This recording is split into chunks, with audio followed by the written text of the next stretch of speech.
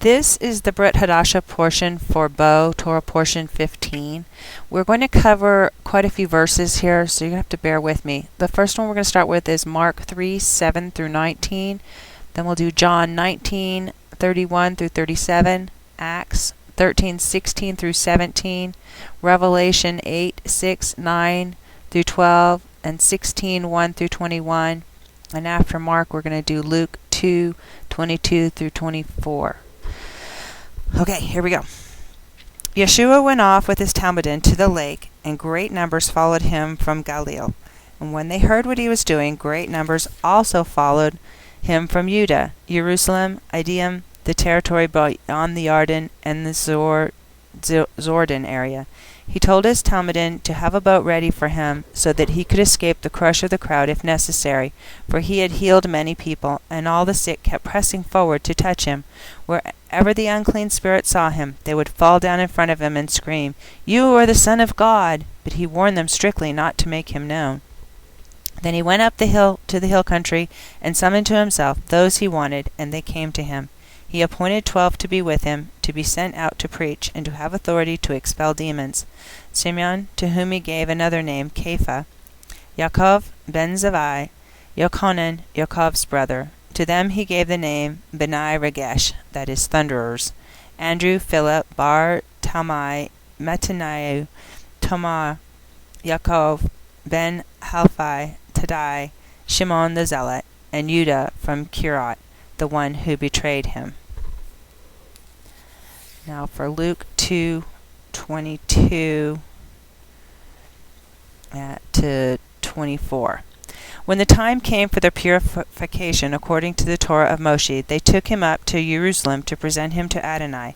As is written in the Torah of Adonai, every firstborn male is to be consecrated to Adonai, and also to offer a sacrifice of a pair of doves or 2 young pigeons, as required by the Torah of Adonai. Now we're going to John 19, 31 through 37. It was preparation day, and the Judeans did not want the bodies to remain on the stake on Shabbat. Since it was an especially important Shabbat, they also asked Pilate to have the legs broken and the bodies removed. The soldiers came and broke the legs of the first man, who had been on the stake beside Yeshua, then the legs of the other one. But when they got to Yeshua and saw that he was already dead, they didn't break his legs. However, one of the soldiers stabbed his side with a spear, and at once blood and water flowed out. The man who saw it has testified about it, and his testimony is true, and he knows that he tells the truth, so you too can trust. For these things happen in order to fill the passage in the Tanakh, not one of his bones will be broken. And again, another passage says, they will look at him whom they have pierced. Now we are going to read Acts 16 through Acts 13, 16, and 17.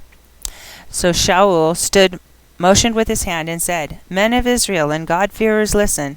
The God of this people Israel chose our fathers. He made the people great during the time when they were living as aliens in Egypt, and with an outstretched arm he led them out of that land." And now we will move to Revelation 8, 6 through 9:12. In just a second. Now the 7 angels with the 7 shofars prepared to sound them. The first one sounded his shofar, and there came hail and fire mingled with blood, and it was thrown down upon the earth. A third of the earth was burned up, a third of the trees were burned up, and all the green grass was burned up. The second angel sounded his shofar, and what looked like an enormous blazing mountain was hurled into the sea. A third of the sea turned to blood, a third of the living creatures in the sea died, and a third of the ships were destroyed. The third angel sounded his shofar, and a great star, blazing like a torch, fell from the sky unto a third of the rivers, and unto the springs of the water. The name of the star was Bitterness. And a third of the water became bitter, and many people died from the water that had been turned bitter. The fourth angel sounded his shofar, and a third of the sun was struck, also a third of the moon, and a third of the stars, so that a third of them were darkened. The day had a third less light, and the night likewise. And then I looked and heard a lone eagle give a loud cry as it flew in mid-heaven. Woe, woe, woe to the people living on the earth, because the remaining blasts from the 3 angels who have yet to sound their shofars. The 5th angel sounded his shofar, and I saw a star that had fallen out of heaven onto the earth, and he was given the key to the shaft leading down to the abyss. He opened the shaft of the abyss, and there went up smoke from the shaft like a smoke from a huge furnace. The sun was darkened, and the sky too, by the smoke from the shaft. Then out of the smoke onto the earth came locusts, and they were given power like the power of scorpions have on earth. They were instructed not to harm the grass, any green plant, or any tree, but only the people who did not have the seal of God on their foreheads.